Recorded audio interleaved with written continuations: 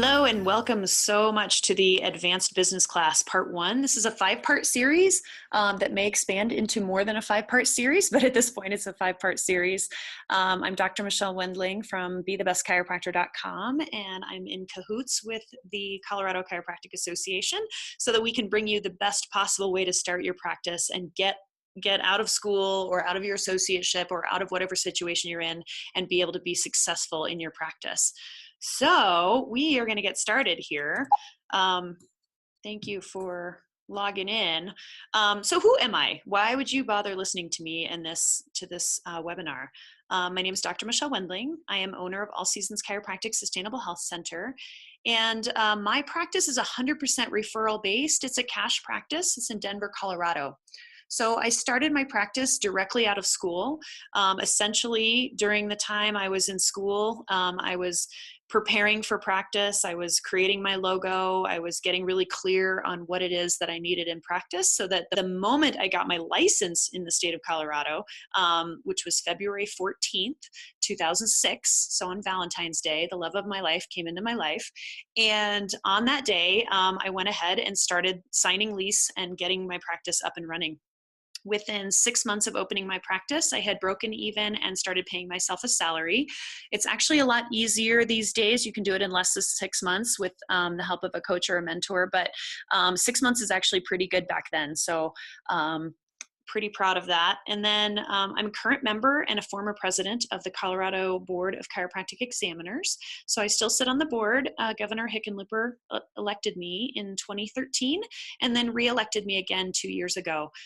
So I will be on the board for 2 more years. And I'm also the owner of BeTheBestChiropractor.com.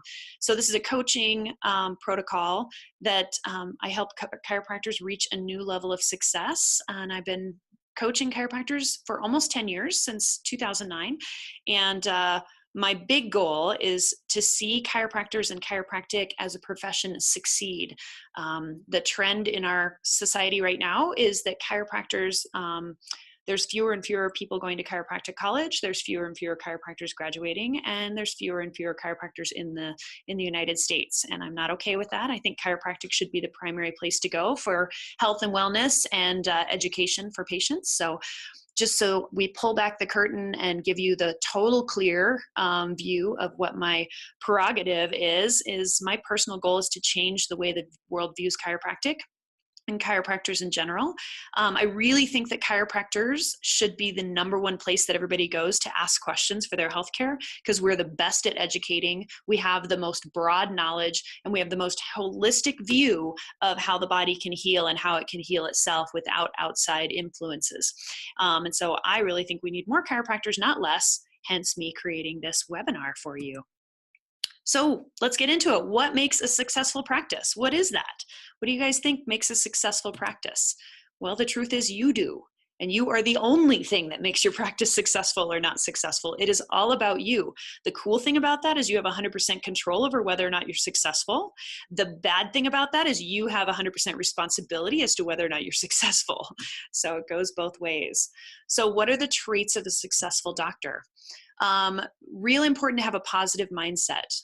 You need to see everything as an opportunity. So as an example, a lot of chiropractors are really shy about talking about chiropractic. They feel like they talk about it so much and that they just shouldn't bring it up in regular conversation because no one wants to hear about it. And the truth is, when you bring chiropractic to the table from a point of sharing and education, everyone at the table will appreciate that information. So for instance, if you're sitting at a table and somebody's sitting there and saying, yeah, my husband and I, we've been struggling getting pregnant, but we keep trying and we're optimistic that we'll eventually get pregnant. It's okay as a chiropractor to say, hey, I can help you with that. And I would be delighted to educate you on how I can help you with that, and see that as an opportunity and seize that opportunity and understand that everyone coming to the table, they're all coming to the table because they want to know what it is you do and want to know more about you. So when you're sharing it through education rather than selling it to them, it becomes a great opportunity for you. Another way to think about everything as an opportunity is every single business you drive by is an opportunity for you to share better health with those people in that building. So when you're looking at the marketing, which I think is the third selection of this series, you're going to be amazed at how many marketing opportunities there are. Within one block of any practice, there's going to be hundreds of marketing opportunities. You just have to get creative and get involved and stand with chiropractic and knowing that chiropractic is really cool stuff, man. It's really cool stuff. And people are really excited to learn about it. And then always come from a place of gratitude. So, be super grateful for what you already have and what you know is coming. It's okay to be grateful for what you know is coming, right? It's a really good thing to know good things are coming, that you're going to get paid well, that you're going to be able to help people, and that you're going to be able to make a difference in the world. Come from a place of gratitude, and the universe will always reward you. And then the most important piece of that positive mindset isn't just to think about the cool things, but to take action as well. There's zero success without action, none. So having the right actions and knowing the right actions to take and actually taking those actions is super powerful to becoming a successful doctor. Also, so then there's the business skills. That's the mindset. And then there's the business skills. Business skills are going to be planning. You don't want to plan way too much, and you don't want to plan not enough. So there's a balance there to how much you plan. And when you have a partner to plan with, it makes a huge difference. So make sure you find a mentor, a chiropractor that has done it, and find out how they got those steps. We are going to go deep into the business skills and the planning later on in a different webinar. You need to have the drive and inspiration. Inspiration versus motivation is key. Motivation gets you to the gym. Inspiration keeps you working out. So those are the difference between those two. Inspiration will inspire your patients and inspire yourself to do better, so that every day you show up as your full self. And then direction. You always need direction. A business plan helps to create that direction for you. We're going to go into how to create a business plan later in this webinar. And then strategies and keys to success, because you have to be able to grow. And you have to be able to have systems in place so that you can grow and you can effectively grow. Effective time management, super important. And then utilization of systems. You want to work smarter, not harder. So we're going to go into that. And then the doctor skills. You've got to have treatment protocols. You've got to have clinical thinking. It's really important. You've got to be the best at your craft. And you've got to be good at communicating what it is you do with all of the people that are around you. It's really, really important. So if you want to be the very best at your craft and be able to speak the speak, you just have to practice that over and over and over. So we're going to go really deep into patient education and effective patient education. I think that's the fourth part of the series. So stick around, we will get into that as well. And then you've got to have the patience to let things grow. The number one complaint I have from new docs anywhere in the world, they're always saying, it's not fast enough. I need it to be faster. And it's like, okay, but you're not going to have 1 billion patients in your office the first week. And if you grow it effectively, you'll never have to replant it. It will be sustainable. And that's, of course, the goal. So the other trait of any successful chiropractor is going to be accountability. You really need in order to be a truly successful person, you need a coach, you need a mentor, you need someone who you speak with regularly, who holds you accountable, holds your feet to the fire, and creates strategy with you so you continuously touch base and you continuously have the tools you need to succeed. Those are the traits of a successful doctor. Top mistakes of new docs and new docs in practice, going to be poor communication skills. So we're going to spend an entire section of the series just on patient education so that you guys will not have poor communication skills by the time you're done with this 5-part series. Not providing value to patients. Again, that's communication, but it's also in the marketing part of the series. So we're going to talk about that. We're going to talk about talking too much, which I'm probably doing right now, but here you are listening to me. But you want the 7-second rule. So you speak for 7 seconds and you stop, and that actually creates curiosity so that your patients can step in and your potential patients can step in and get more curious. We're going to talk a lot about that in the marketing section as well as in the patient education section. Not listening to the patient's needs. A lot of times we graduate from school and we think, oh, we know what you need. I can see your shoulders high on the left. I can see your posture's not good. I can see you're limping. Well, that may or may not be the patient's goal. You need to listen to what the patient's goal is rather than you creating your goals over the top of the patient. That will guarantee that the patient will stay because you're achieving the goals that they have asked for, not the goals you think are important. Another big, huge issue in the chiropractic world is we tend to be lone wolves, and we tend not to get into community. We need to do outreach. We need to be with other chiropractors. We need to get out there. We need to have community. It's super important. There is no success without community, period, end of story, whether it's in marketing or whether it's in just you and yourself and growing yourself and getting better continuing education credits and things like that. You've got to be part not only of your state association, but you've got to be part of the chiropractic community and really engage with your chiropractic community in order to be successful. Poor customer service skills, that comes with practice, but we're going to get into that as well in one of the webinar series. And then a complicated treatment protocol. So many docs get out of school and they're like, well, I'm going to do this, then this, then this, then this, and this. And they're doing it mostly because they're trying to create more value for what they do rather than just knowing that the value they bring to the table with even just the adjustment and nothing else is incredibly powerful. Now, in our practice, we do adjustments, we do homework exercises, and we do lots of patient education. So I understand that other treatment protocols are important, and simplify them. It will complicate your patient. They won't understand what got them better, what didn't get them better. So we'll talk a little bit about how to uncomplicate your treatment protocol and unwrap it, so to speak, so that you can provide it in an effective way for your patients. Other mistakes we're going to touch on for sure. It's too much overhead. We're going to go deep into how to create how much funding you need for your overhead, how to create an office with low overhead, and then how to get that cash flow, because a lot of practices fail because on those up and down swings, they don't have the cash flow to get them through. So there's ways to prevent that from happening and to pad yourself. So we're going to talk about that. And then too much, too little planning. We kind of talked about that already. And then undefined goals. If you don't know what your goal is, how do you know if you got there? You got to know what your goal is. One of the most important things and one of the most fun things is a mathematical equation that shows you what money you will be making, how to achieve that money, and what money or what amount of time it takes to reach your overhead and cover your overhead, so you can take a deep breath and go, I'm actually covering my overhead, hallelujah. So we're going to talk about that as well. And then the other piece, top mistakes of new docs, is failing to get that help, failing to have support, and failing to have a coach. Find a coach, find a mentor that you trust who is in it for you to win it. Okay, so let's start the planning process. This is the fun part. This is where Santa Claus comes in and says, what do you want? Anything is yours. Anything in the world. Whatever practice you want, whatever you want, it's yours. So what do you want? What do you want? And most people don't even know what questions to ask. So here we go. So what do you want? The clearer you are about what kind of practice you want, the more likely you and your team will be able to create that for you. So what's your space look like? What kind of space do you want? Do you want a big space? Do you want an open adjusting treatment room? Do you want a bunch of smaller treatment rooms that are sectioned off? Do you want it to be outside? Do you want to adjust on the beach? Do you want to adjust in a gazebo? The world is your oyster, you guys. Whatever you want, you can have. Do you want it to be busy? Do you want it to be really comfortable? Do you want the chairs to be comfortable? Do you want to feel like a living room when people walk into your office?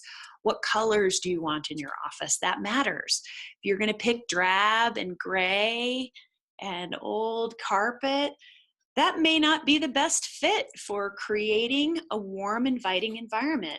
If you want it to feel more medical and you like the feel of tile, get the tiles. If you want it to be, have water in every room so that you can do stuff with water. I mean, what do you need? What do you want in your practice?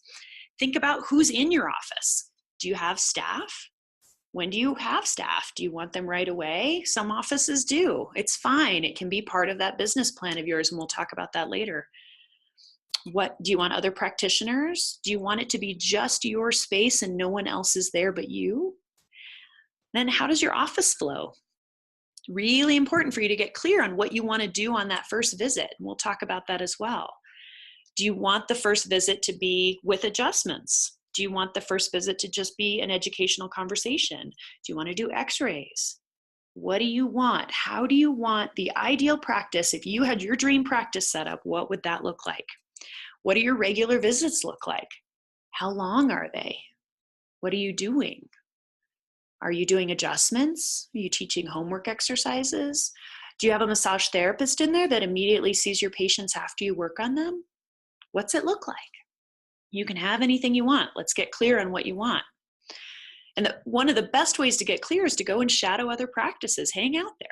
Don't throw the baby out with the bathwater if you go there and you're like, ugh, well, I don't like these colors. This practice sucks. Don't do that. Instead, say, okay, I don't like these colors, but gosh, I really like the office flow. I like how the patient knows when they come in, they sign in, they immediately lay on the rolly table and relax. Great. Set that up in your office. Or I like this practice. I like the way that the patient waits and the doctor comes and greets the patient and takes them back into their room to get them adjusted. And the doctor's with the patient the entire time. They never even see a CI. I like that. That's really interesting to me. Great. Write that down. Or I like the fact that the doctor's only with the patient for 30 seconds. That's really appealing to me. I like that my CA is actually going to be the one creating that relationship with the patient. And all I get to do is adjust. All I have to do all day long is adjust.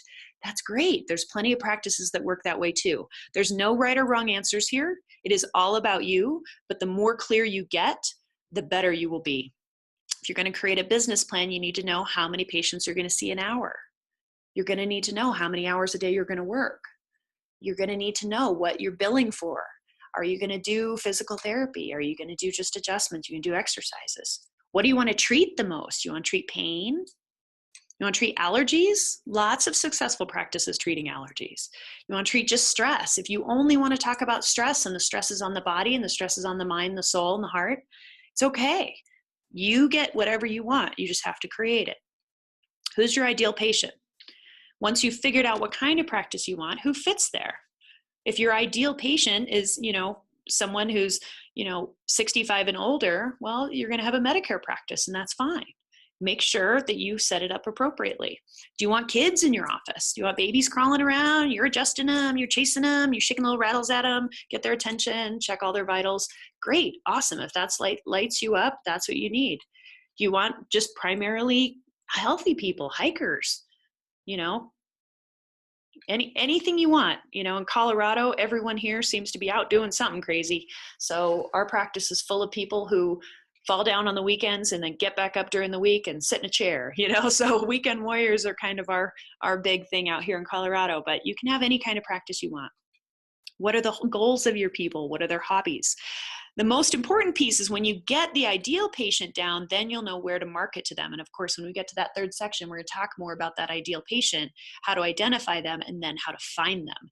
Because of course, if your ideal patient is somebody who's 6'4" and, 50 years old and loves to golf, you need to know how to find that person. You got to know where to go. You're probably not going to find them on a playground. So you're going to have to go find where that person is. Okay, so that first piece is huge amount of homework for you guys. Really, really dive into every single one of those questions, get all of those questions answered. And then let's talk about how to make that happen. Like, what's next? Do you want to be an associate? You want to be an independent contractor? You want to just open your practice on your own? Do you want to purchase a practice? What does that look like for you? Well, so there's a couple different things to think about if you want to be an associate. As an associate, technically you are an employee of the practice. Your taxes and most of your expenses will be paid as an associate. Most associateships are much lower income potential because you're going to be paid a salary. So most associateships are set up so that you work the hours you're required to work, you see the number of patients you're required to see, and you get paid a lump sum. Some associateships also work with percentages, and there's bonuses and things like that. So that all comes into the associate contract and what that looks like for you. A lot of times associateships are going to have a higher volume because most of the time the doctor's motivation to hiring an associate isn't just to be nice and get you started in practice. Most of the time they're making it from a business point of view. So they're saying, we have an overflow of patients. I need to not adjust quite so much. It's burning me out. So I need someone else to come in and do the adjustments and take over some of the patient care. So based on that, you are an employee. You're going to treat how that doctor treats. It is a lower risk to get started as an associate just because you don't have the overhead of starting your own practice. But you do need to follow their treatment requirements. So if you're going to be an associate, make sure that you match their philosophy, and that the way they adjust and the way they treat are things that you can really get on board with. Most of the failed associateships that I've talked to, as far as doctors out there, it's typically because they didn't actually believe in the way that chiropractor told them to adjust and told them to treat. They weren't on board with that. So make sure you get on board with that, and that that's a really good fit for who you are. And ideally, make sure there's some freedom in treatment. Yes, you're working for them. So yes, you're part of their brand, but make sure there's some freedom in treatment, just a little bit of freedom in treatment, so that you can make your own decisions, you can diagnose. Some associateships are actually set up that you don't do the diagnosis, you just do the treatment. And I would sway you away from that, because that's going to lower your ability to diagnose when you want to open up your own practice. And a lot of times, as an associate, you get to share or receive patients from that office, so you don't have to do a ton of marketing. And that's good and bad, right? Because if you ever want to open your own practice, you want to know how to market, you want to learn that side of it. And some associates never learn that side of it. So as an independent contractor, it's higher risk, because you've got to put everything out up front. You've got to sign the lease.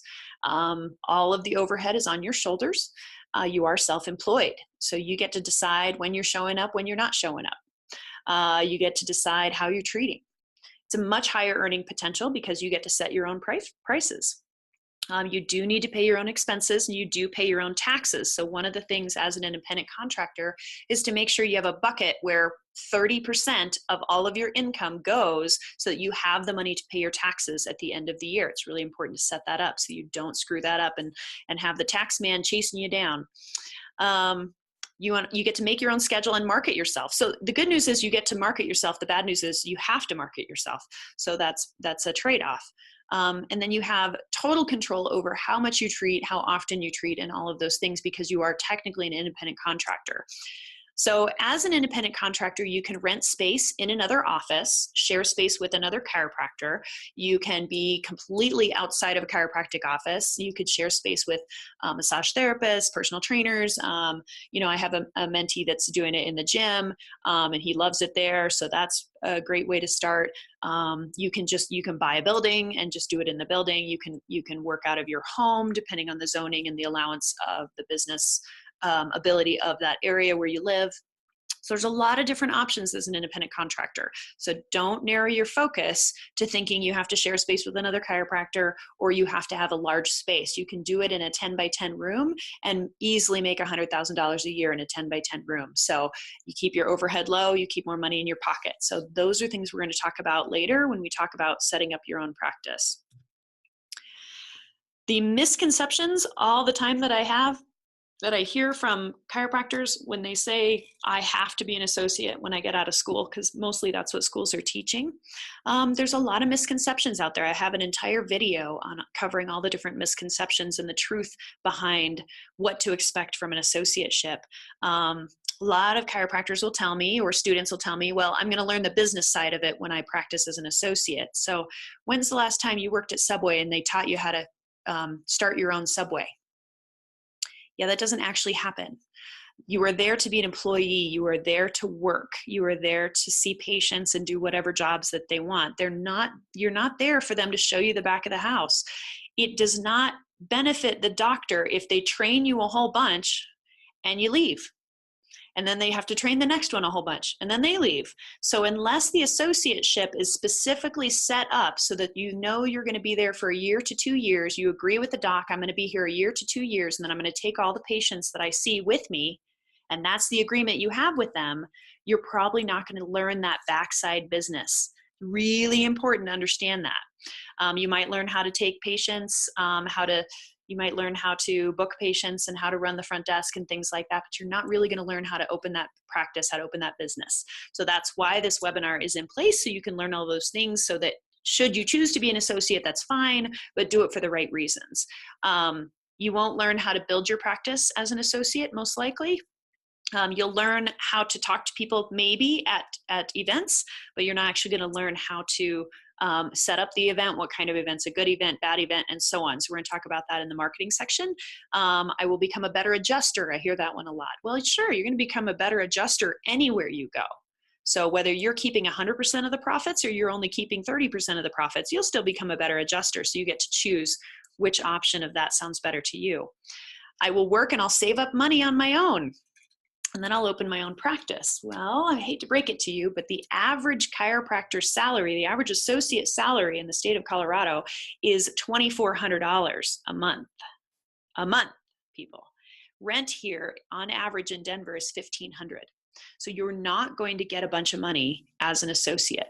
Now, some I've heard they $3,800, and then sometimes there's bonuses on top of that. So really look at that and recognize the cost of living, where you are, how much money you're going to make, because the chiropractor smartly is doing it from a space of, hey, if I take on an associate, I'll make more money and do less work. That is the goal of the doctor hiring the associate. It's not all about the money, it's about serving the public, but the more patients they serve, the more money they make.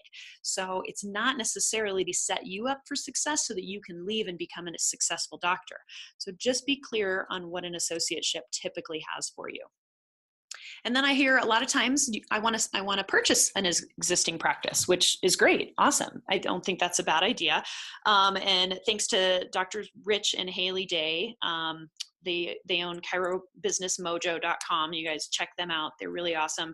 And thanks to them, I got some feedback because they have purchased practices, sold practices, and so on.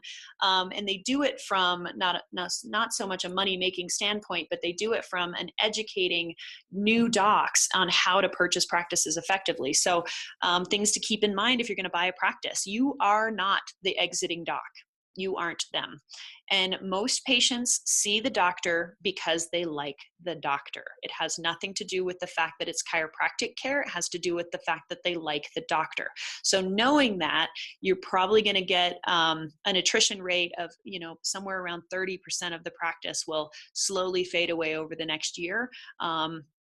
Just because you're not them, and it's not your fault. You're just not them. You're you. You're not them. So be sure that you agree with the approach that they already have with care.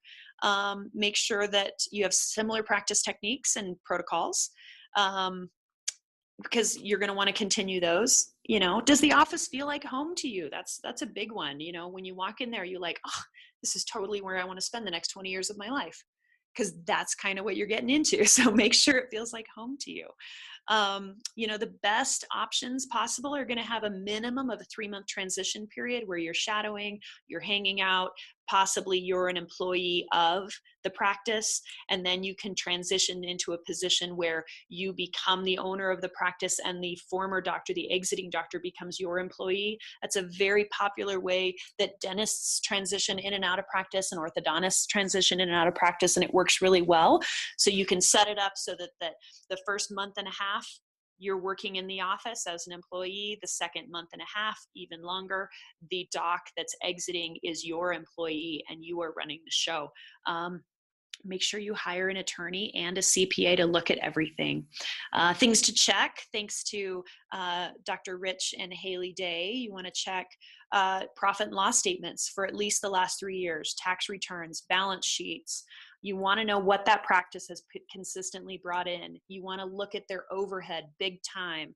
I have an entire video out there about how to clean the practice's financial closet. Really important to know how to clean that closet out, because the longer the practice has been in play, the more likely they are to have bills that aren't needing to be paid anymore and are just, running down the river and just running your money out the door. So clean that financial closet, get that information.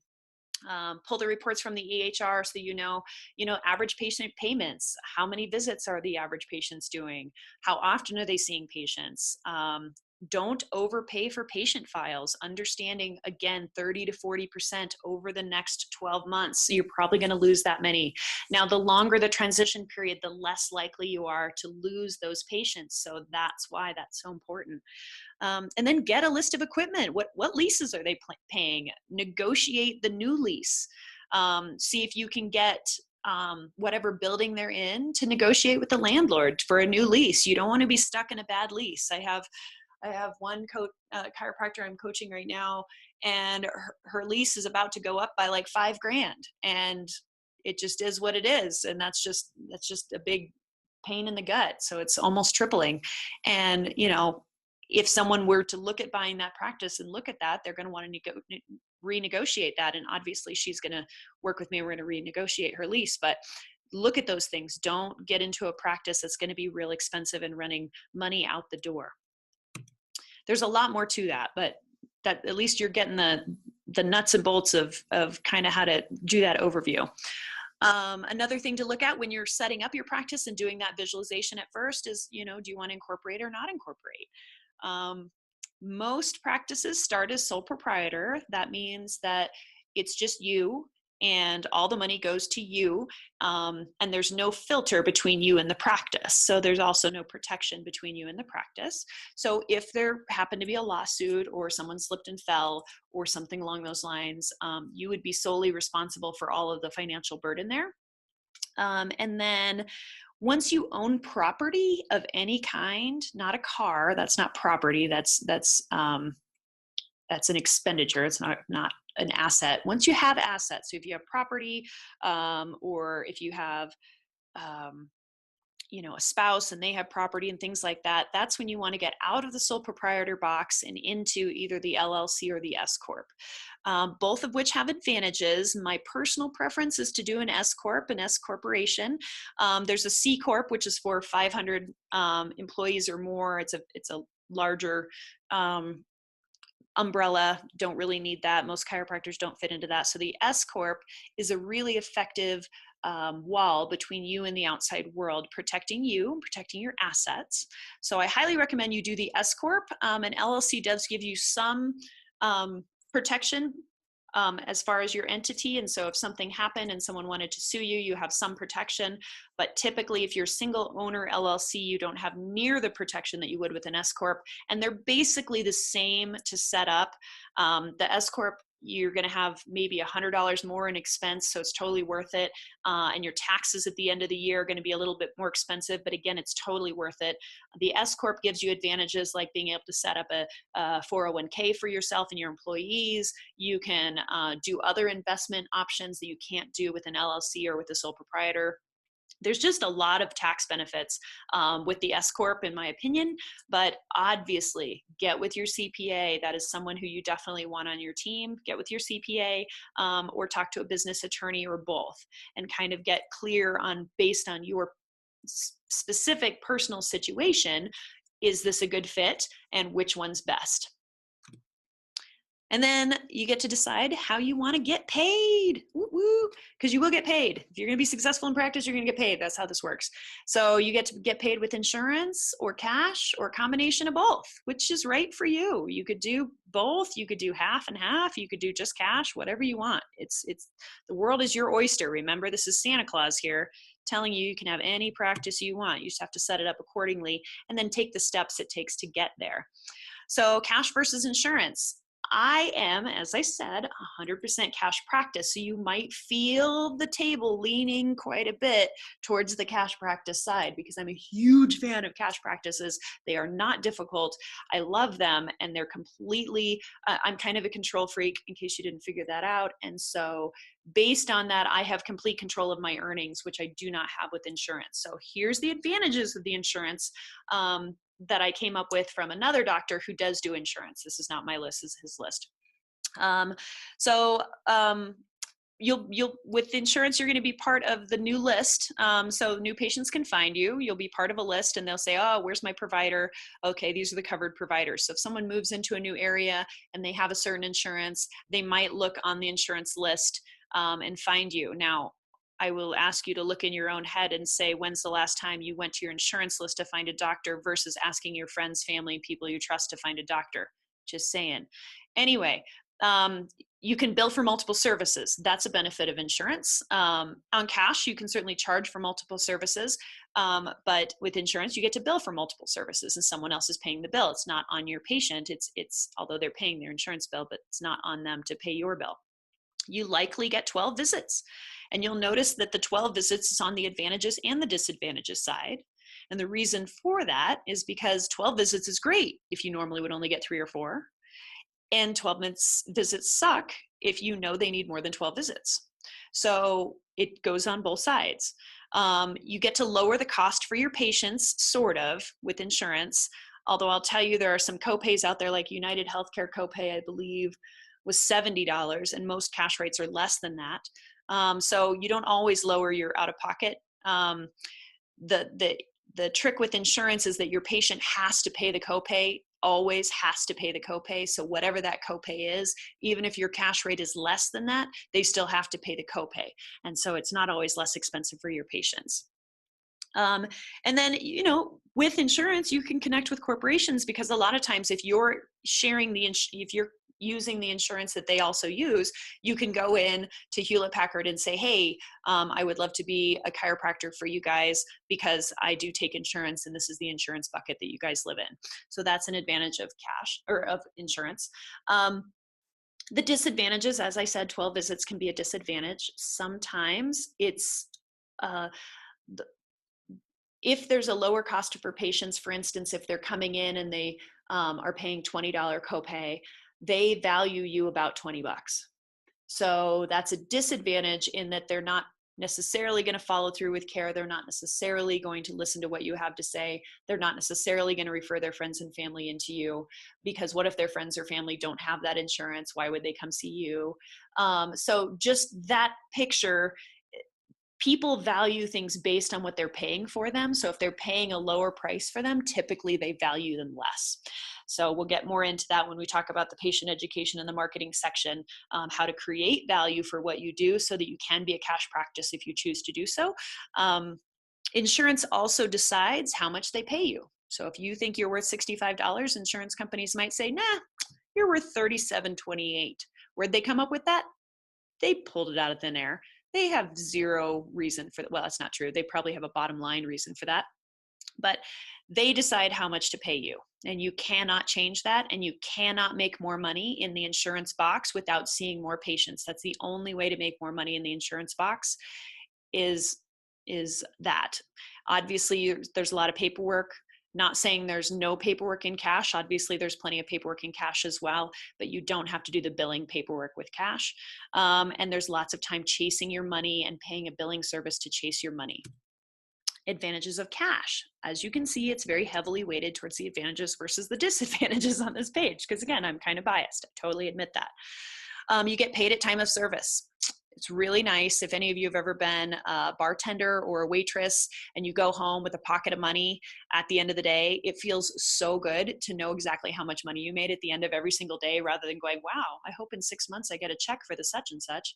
It's really nice, and you feel really valuable, and it's easy to go to work the next day when you have money in your hand when you leave at the end of each day. Now, I'm not saying everybody's paying in physically cash. Some of it's credit card, some of it's check, but you look at that end of day balance at the end of the day and you're like, whoa, this is awesome. I'm doing this and this is so fun and I get paid to do it. It's really fun. It's easier to set your income goals as a cash practice because there's no ebbs and flows a lot of time until someone meets their deductible. They don't come in to see you. So they wait to come, they consider chiropractic to be an accessory or an optional or a luxury. And so based on that, they're not coming to see you until they only have to pay a copay to see you, which again shows you that they don't value you as much with the insurance box. So there's no seasonal swings with cash. Every single month is better than every other month. It's just so fantastic. You get valued for your services. You get paid what you say you are worth. Your patients are more loyal. They're not changing. I have patients all the time, their insurance change. People are switching jobs left and right. Actually, instead of the old adage of being at a company for 19 years, people are jumping companies once or twice a year now just to get the experience they need and then to jump to the next job. So they're changing insurances left and right. So you don't have to keep up with that as a cash practice. There's no staff time chasing money. None of your time either chasing money. Your overhead is lower because you don't need a billing service. And you get to dictate the best options for your care. How many visits, how often, what kind of care, all of that. And in my opinion, it's super fun to be a cash practice. Disadvantages, you've got to be good at creating value for your services. Really important. Patient education is absolutely key, and you need to get good at saying it on every single visit. Every visit, you need to be doing patient education if you're going to run a cash practice, an effective cash practice.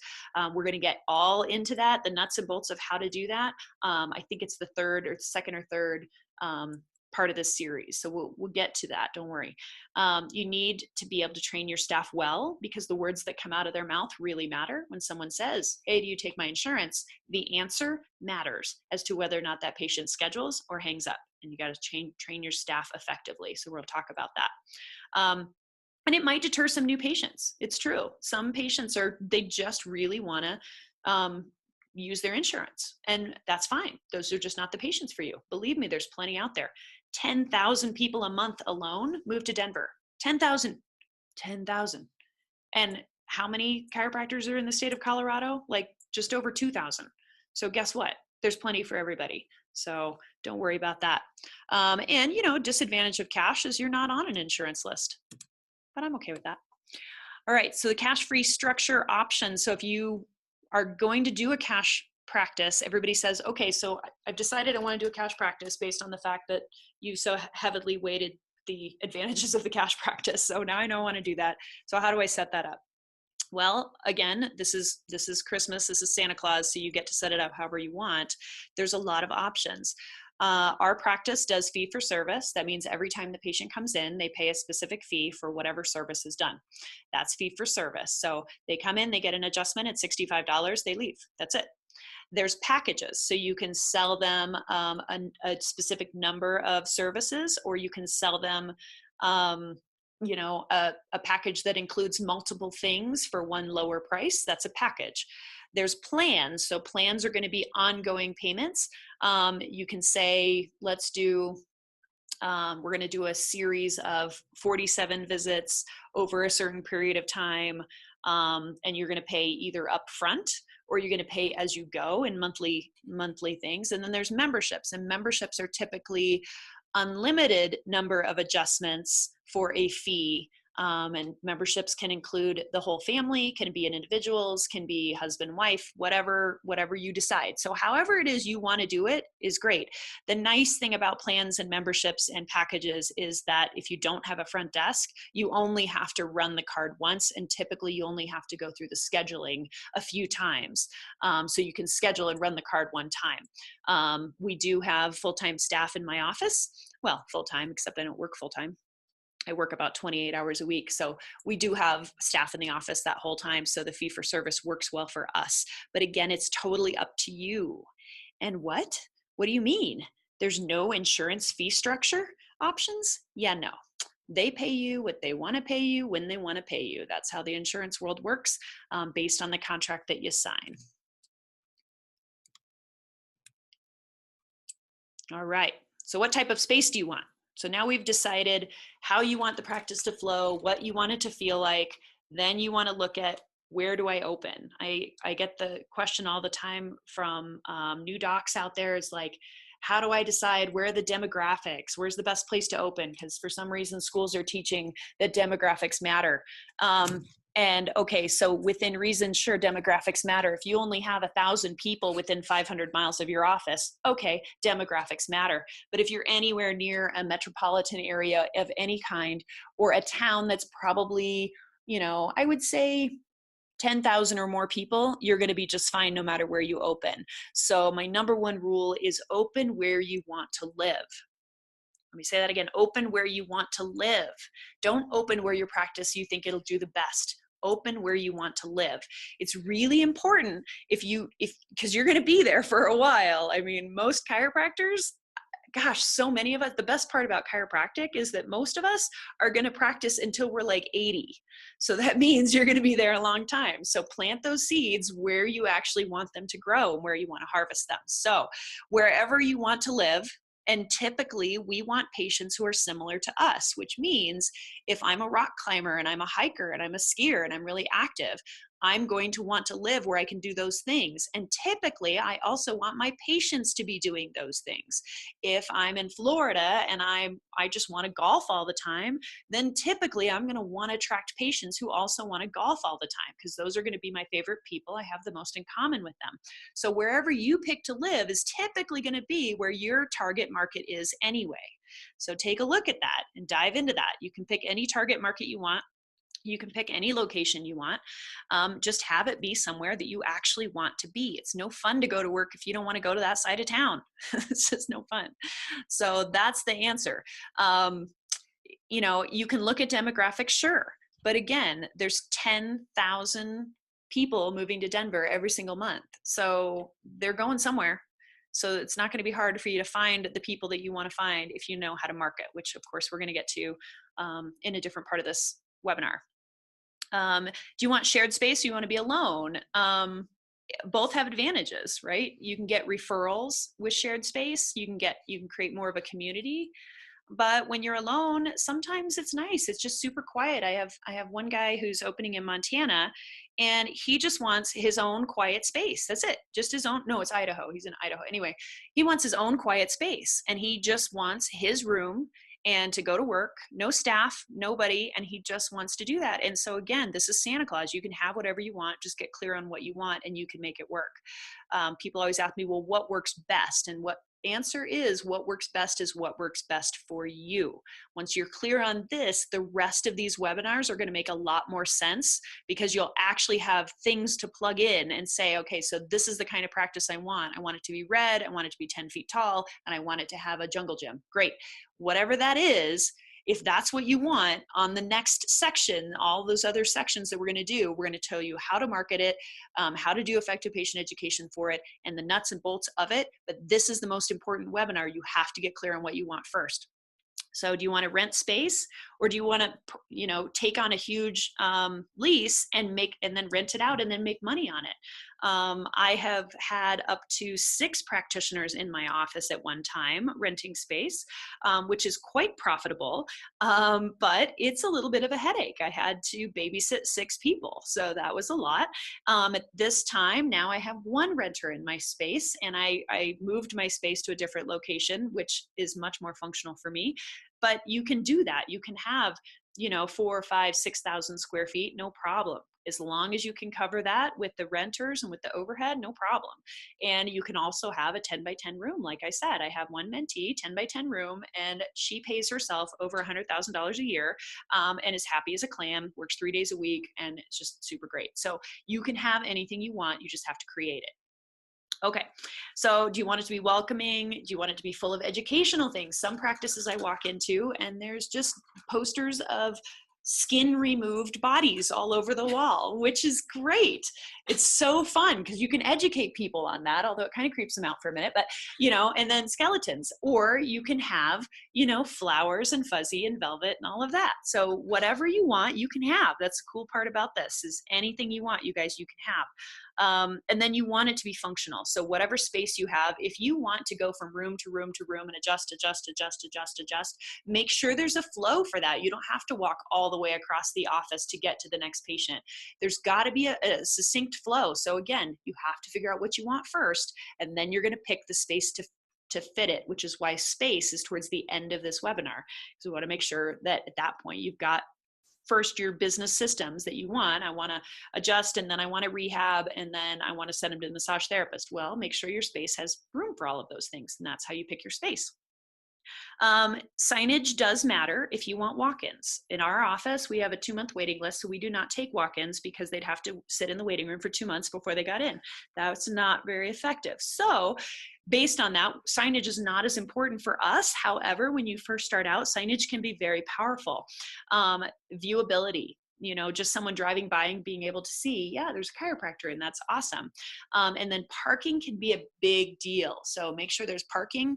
And then if you want it to be handicap accessible, some states actually require that by law. So you do need to look at your state rules and regulations. And because I'm on the state board, I will tell you over and over and over again, one of the most important things to do when you're picking where you want to live is read the scope of practice that's allowed in that state. If you want to practice on animals and not allowed there, that's going to suck for you. So make sure you read the scope of practice. And then if, some states don't allow extremity adjusting, right? So if you want to adjust an ankle, it's a kind of a big deal to be in a place where they allow that. So read the rules and regulations and find out what they allow in those different states. Like I said, some states do require you to have handicap access and handicap size doors and all of those things. So make sure you're being compliant, because as you guys know, I'm a rule follower all the way to my toes. Okay, so now you know where you want to practice. Well, you probably don't yet because it's been all of 45 seconds, but once you figure out where you want to practice, then we need to look at overhead. Because one of the keys, as you guys have heard me talk about before, is that you want to raise the bridge and lower the river. That will keep you from getting underwater financially. So raising the bridge means you're making more income. Lowering the river means you're lowering your overhead. And that comes from cleaning out your financial closet, not buying expensive suits and coats and cars and getting in a heavy mortgage and all of those things right at the beginning. Be smart about your money at the beginning. Okay, so what do you actually need to open a practice? Not what do you want. So we talked about what you want. We'll get there. But what do you actually need to start your practice? Well, probably need a table. Just guessing. Most chiropractors use a table or adjusting tools or something like that. As you guys know, I'm a big fan of the Thule tables and the activator. So feel free to make sure you have those on hand. And then get a great table that works well for your technique, whatever that is. One other comment is sometimes chiropractors that I've worked with in the past want to buy 2 tables. And I will say, if you can function with one, start with one. And once you've paid yourself enough, then go ahead and dive into that second table. It's not a great idea to raise your overhead right off the bat if you don't need it. I guarantee you won't be working on one patient on 2 tables at the same time. You are only you. So you will not have that advantage. Now, you one in each room and you go back and forth, great. Once you start earning that kind of income, I would recommend buying the second table. Until then, just buy one. But you can do it however you want. Electronics, you probably need a computer, probably need a phone, probably need something that accepts credit cards. Now, are those necessary? No, but highly, highly recommended. Calculator, which AKA is our phones these days. Music, okay, that could be the phone too. And then a printer. You probably need a printer. Pretty much no matter what kind of practice you're going into, there's going to be things, whether it's exercise sheets, schedules, receipts, any of those things you're going to need a printer for. What else do you need? Well, you might need a chair for your patient to sit in while they're waiting, because eventually you'll have more than one person in the office at the same time. Great to have a chair. Sometimes people bring husbands and wives in. It's great to have chairs. So, and then, you're going to want to stand, for their keys, for their wallet, or something for them to put their stuff in. I find patients come into the room, and if there's not a succinct place for them to put their things, they often forget things. And as nice as it is to have a lost and found of cool things, it's not really beneficial. It certainly doesn't serve your patients. So my recommendation is to have one place somewhere in the room of the adjusting where everybody puts their stuff. And that way they always check that spot and they never leave without it. Although I've gotten some cool things left under my table in the past, so that could be a thing. I could start my own pawn shop. It'd be great. You need a desk for consultations. Probably need a bookshelf. For some reason, people think if there's a bookshelf, the people in the room are smarter. So that could be a thing. Might need a bookshelf for all the books that you have. You will probably not use most of the books you bought in school, unfortunately. However, they look cool on the bookshelf for a while. You'll probably need pens, paper, iPad, and such. So do you think you need an X-ray? Well, yes and no. So if you're doing a technique like NUCA that requires pre and post x-rays on a regular basis, having an x-ray unit in your office can be really beneficial, especially now that there's digital x-ray, and it's a lot more affordable to get x-ray in your office, and a lot easier to immediately view those x-rays. I personally have some x-ray places around that I send people to, which does 2 things for me. One, I don't have to have an x-ray unit in my office, which is great. Two, I have networking, and so they know I'm a fantastic chiropractor who refers people over there for x-rays and MRIs and things like that. And three, they have fantastic customer service. So my patients feel well taken care of. They know I've got what I need. And I have, and they read the x-rays and get them back to me within 2 to 3 hours. So, and most of my x-rays are read by Dr. Yoakum. So that's kind of a cool thing too. So you can have x-rays outside of your practice and still have it be a profit center, as well as take x-rays on a regular basis. Basically, if it costs $60 for the person to go over and get 3 views x-rays and get them read, then you charge them $100 in your office and you've got $40 in your pocket. It can be that. Now, in our office, we don't charge them anything because we just send them over there and get x-rays, but you can certainly make it a profit center in your office as well. And patients are used to paying $100 to $120 without a thought for x-rays in the medical world, so it wouldn't be an issue.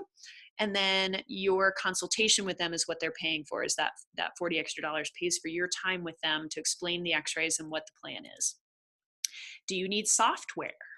Well, some places would say absolutely you need software. You cannot do paper notes anymore. And actually there are some states that I believe are heading that direction. I don't think anyone is officially there yet, but find out again if the regulations are required. In our office, we're still using paper, but I am checking out about 5 different software packages to see what might be the best fit for cash practices. So I'll give you guys feedback on that once I get there. But for now, you don't need software to get started, but you certainly can. I would steer you away from starting with something that has a high upfront cost or expensive ongoing costs. $30 to $50 a month is reasonable for software. I wouldn't say $250 is necessarily reasonable for software unless that software company is also doing the billing and things like that, and making sure you're getting paid. So just my thoughts on that. You don't need software to start up, but you're welcome to have it. There's a lot of really inexpensive, mostly not free anymore. They've kind of gotten wise to the free soap note option, but there's a lot of really inexpensive options out there that can be really effective for that.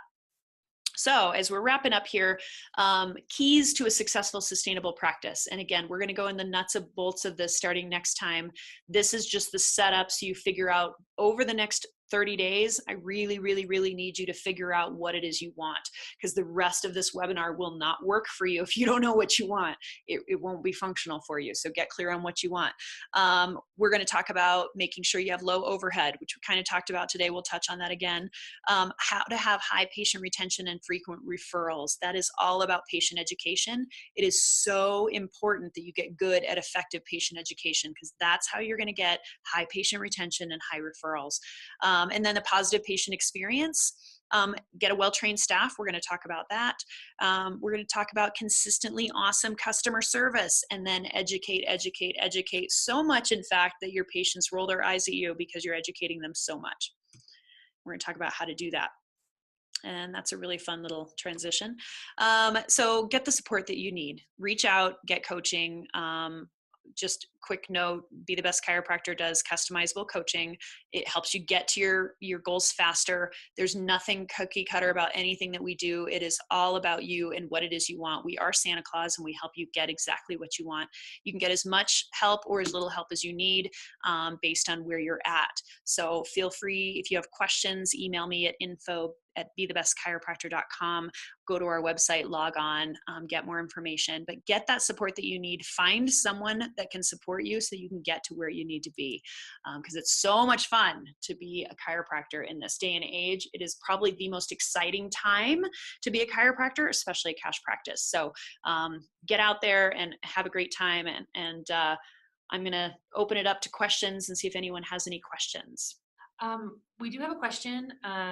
It asks you, do I need an NPI number to begin a practice? Oh, fantastic question. So the question was, do I need an MPI number? And that's a national provider insurance number. So it is identification number rather. So if you're planning on doing a super bill, you're going to need one, and the super bill is how you give a receipt to someone in a cash practice. And if you're planning on billing insurance, you absolutely need one. You don't need one just to open your doors if you're going to be 100% cash, but none of your patients can ever go into their insurance world and get reimbursement without an NPI number attached to it. So you will need one. I recommend them. And we're going to talk about next month, we're going to talk about exactly how to get an NPI number. Okay, the next question that we have is, do different states have various requirements to gain licensure? Oh gosh, yeah, holy cow. So again, you got to go to your state and read their rules, regulations, and the requirements for licensure. Every state is different. Most states, once you pass Part 4 boards, you can get a license, but that's not true in every state. There's some states that require you to have an undergrad. So you got to do that investigation before you get your heart set on a specific location. You can go to the state association and ask them. You can go to the FCLB, which is the Federation of Chiropractic Licensing Boards, .com. They are a fantastic resource as well to kind of figure out what states require, but you've got to do your homework, and that's why you should start a good 6 months before practice to figure out what's what. Another question is, could you talk a little bit about an associate contract versus an independent contractor? Absolutely. So either way, you're probably going to sign a contract. Now, docs don't like this, but I recommend you trying to put off signing the contract as long as possible so you can make sure it's a good fit, or have like a 90-day probation, get out of jail free clause in there so that if it's not a good fit, you can get out of it. But basically, when you're being an associate, you're going to want to know how much you're getting paid, how many hours you're required to work, get really clear on what your tasks are going to be. If you can be an associate and you can add things in like, hey, I want to learn how to set up events. I want to learn, profit and loss. I want to learn the expenses. I want to learn how to do payroll. If you can put those things in so you can learn the business side in the contract, that would be great. I rarely see those in contracts, and I rarely see docs okay with that because, again, they don't want to train you to leave. They lose money that way and they lose time. And then the associate or the independent contractor contracts, and I have examples of these. So if you guys have questions, you can email me for examples of these contracts. I'm happy to help. For the independent contractor, it can be just renting space flat out. That seems to work really well. It can be renting space plus a percentage. If you're getting a lot of overflow from the office you're renting in, with another chiropractor, then you can potentially, give them a percentage because they're sending you patients and things like that. But you got to look at it. You got to crunch the numbers and make sure it's a good fit for you. Okay, Dr. Wendling, we have one last question. How do you suggest choosing a location? So I kind of touched on that, but that is a fantastic question. So you always want to pick your location based on where you want to live. That's the biggest piece. As long as you want to live there, want to be there, most likely people who are like you and who are your patient population are also going to want to be there and live there. And so they're going to be attracted into your practice. That way you can treat people who you can relate to, who are like you, and you have a higher level of success. That's our last question. All right. Awesome. So thanks you guys so much. This is only part 1 of at least 5 parts, possibly more. So thank you so much for supporting the CCA and being part of that. I appreciate every single one of you. Have questions, reach out. I'm here to help.